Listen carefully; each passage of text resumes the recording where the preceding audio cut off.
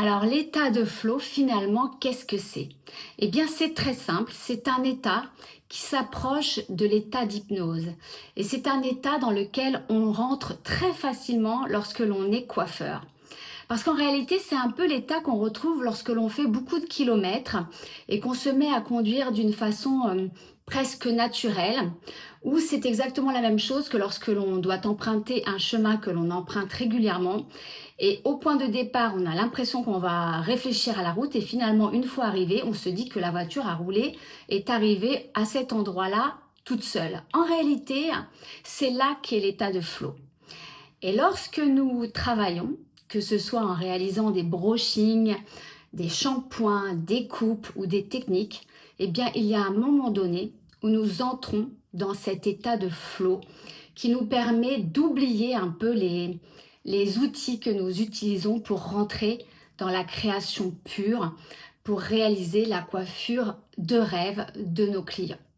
Alors l'état de flow peut également se retrouver dans l'art du dessin, c'est-à-dire qu'il y a des gens qui dessinent pendant des heures et des heures. Ça peut être également des mandalas. Vous savez, ces livres qui sont extrêmement vendus et qui représentent des petites figures généralement un peu tournantes, qui font que le cerveau là aussi se détend, se met dans un état de réception, un peu réception-connexion, un peu hypnotique, et permet à l'esprit ou au cerveau, au mental, de faire le calme, de passer en onde alpha. Et dans ces moments-là, il y a tout un tas d'idées qui peuvent arriver. Et c'est exactement là que le flow peut servir. On peut également le retrouver quand on écoute de la musique, lorsque l'on danse en boîte de nuit ou chez soi dans son salon, en mettant une musique qui vraiment nous correspond, nous plaît. Et bien à un moment donné, nous allons oublier la musique, oublier les gestes.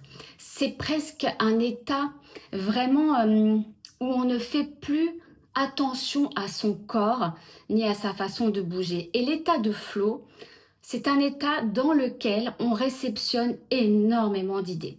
Ça veut dire que lorsque vous faites des brushings, lorsque vous faites des techniques un peu longues et que vous entrez sans vous en rendre compte en état de flow, eh bien vous pouvez, si vous le souhaitez, y poser une intention avant ces techniques pour répondre à des problématiques que vous auriez éventuellement dans votre salon de coiffure. Par exemple, vous trouvez que ça fait un moment que vous n'avez pas bougé la décoration et vous n'avez pas réellement d'idées ni d'inspiration.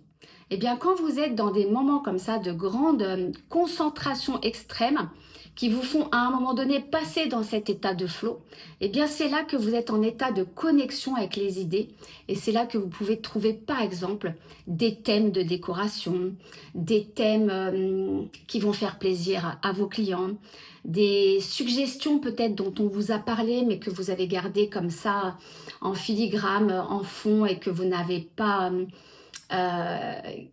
on va dire que vous n'avez pas analysé et là vous vous dites en fait si je faisais ce que m'a dit un tel, là, je pourrais mettre une plante, là. En fait, c'est inconscient, c'est le cerveau qui se met à travailler d'une façon très, très, très créative et très ludique. L'état de flow est un état qui est recherché, car c'est un état dans lequel on se laisse complètement aller. Et donc, pour nous autres coiffeurs, eh bien, je vais vous conseiller de rechercher cet état de flow. Au-delà de le rechercher, puisque vous êtes souvent dans cet état de flow, de vous servir de cet état de flow pour proposer également de nouveaux services techniques à vos clients. En effet, lorsque vous êtes connecté comme ça à une source informationnelle d'idées inhabituelles, eh bien vous pouvez aussi voir vos clients différemment et vous dire après un certain temps comme ça dans le flow, tiens, je lui proposerais bien ceci après le balayage. Ça peut être une patine, ça peut être un produit de coiffage. En fait, il faut cultiver ces moments de flow pour essayer de faire profiter son chiffre d'affaires à un accroissement, on va dire, à quelque chose de plus grand.